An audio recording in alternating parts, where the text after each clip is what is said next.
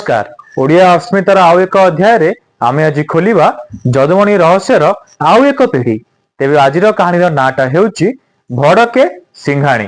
दिनकर कथा एक बुढ़ी गौड़ुनीटीए दूध दही को साथी नहीं जदुमणि घर को बेपार उद्देश्य आसी थाए।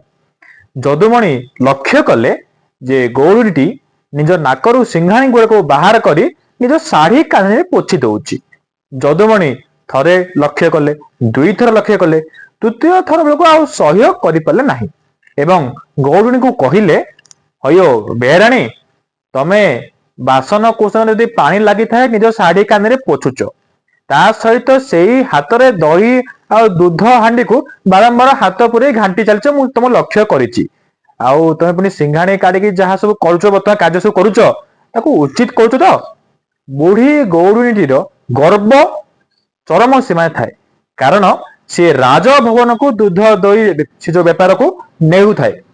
सामान्य बढ़ई लोक सी कौन मत कह देखी सी किसी मोह मला सी कहला मोह कानी मु जहाँ इच्छा ता करी तमे किए कहवाई। जदुमणि कौन कले निज नाकरू सिंघाणी को बाहर करी तार शाढ़ी कानी पोछि देले। गौड़ुणी राग चरम सीमा को पहुंची गला। सी नाना प्रकार धमक तमक सब देला। ता सहित जदुमणि को साथी नहीं रजा पाखर जा फेरा था।